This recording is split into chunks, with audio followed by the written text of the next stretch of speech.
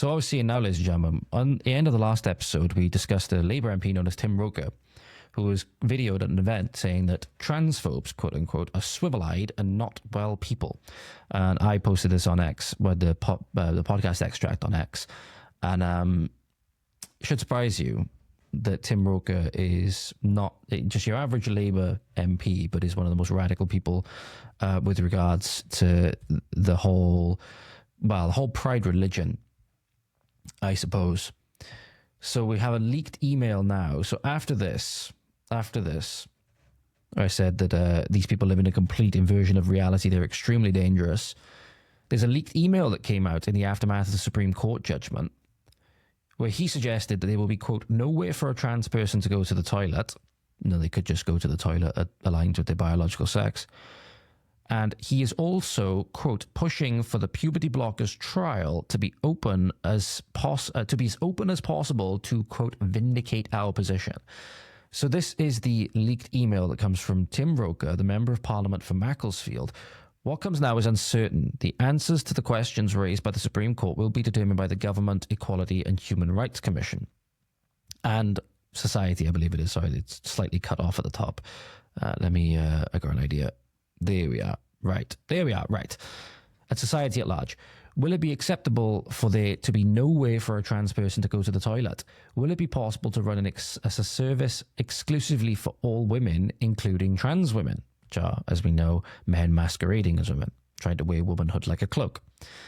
What will happen if someone is incorrectly identified as a trans person? Makes you think maybe we shouldn't be, getting into this whole trans thing in the first place. Maybe we could say, you want to go and do these irreversible surgeries because you have this delusion that you're the other thing. Maybe we shouldn't take a scalpel anywhere near you. And maybe we should coach you through dealing with whatever it is that is plaguing you, that's making you think you got to go and mutilate yourself to be happy. Maybe we can deal with that. And then there's no confusion as to what people are. There's no confusion as to what people are then. There are also questions about what the purpose of a gender recognition certificate now is and the function of the Gender Recognition Act. We know gender is a term that was deliberately designed to sow this kind of confusion. We need to get rid of it. We need to get rid of it and go back to biological sex classification. We absolutely need to.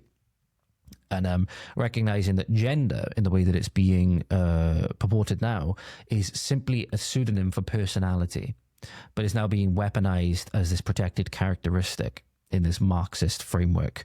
And that's what it needs to be getting rid of, because you can have infinite personalities. You can have, girls or women that dress up a little bit more masculine. You can, have men that, not necessarily hyper masculine. You can have men that dress up a little bit more feminine, and people have all these things, these vices that they got to deal with and such.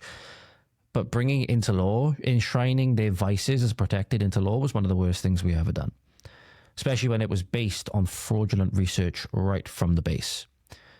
Given that the GRA, so Gender Recognition Act, says if the acquired gender is the male gender, the person's sex becomes that of a man, and if it is the female gender, the person's sex becomes that of a woman for all purposes, what this now means because of the Supreme Court is yet to be determined. The Supreme Court judgment, I think, was fairly, explicit in that we're going to enshrine biological sex as the distinction, which is the way that it always has been and just what aligns with reality. Mr. Roca, I'm sorry that your delusions don't align with reality, but that's just the way it is. So here he says, this is the paragraph underneath then, I've skipped a little bit on. I am aware that this is just the latest in a line of events that has undermined the rights of trans people in this country. I have written to many of you about the ban on puberty blockers before and wanted to let you know I am still pushing for the puberty blockers trial to be as open as possible so that the trial can be robust. Given how small the cohort of patients is in this area to get a representative sample, the trial may have to include the vast majority of those seeking puberty blockers anyway. If we are to believe in our principles, we should be confident the trial will vindicate our position. That's actually quite scary. Because typically you go into a study, you go into a trial seeking to put what you believe under scrutiny. You know, that is the whole thing with like null hypothesis testing. You want to be able to reject the null hypothesis, which is the opposite of what you think will happen. And that's in a way what you're testing. Again, the whole thing is these people are coming at it the complete inversion of the way science is usually done.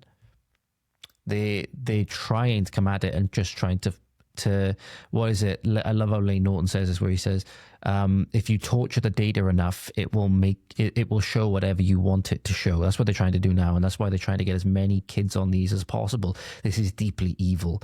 That's what I mean. Your average Labour MP at this point is deeply evil. Want to be able to have no consequences for killing children in the womb right up until the moment of birth.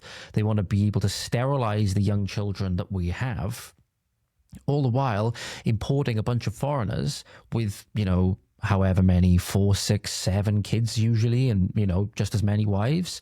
So again, the game plan is clear. The game plan is clear, doing everything they can to eliminate us and bring in these other people because they see them as more attractive for keeping their position intact because of how much they've damaged their relationship with us.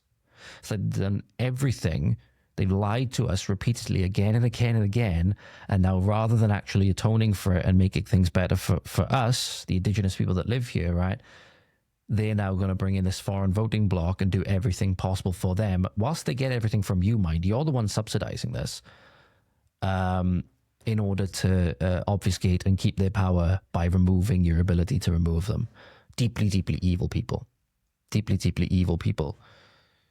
Under control of a deeply evil spirit known as Satan. And that's why, again, this is not merely a material conflict. This is a spiritual one.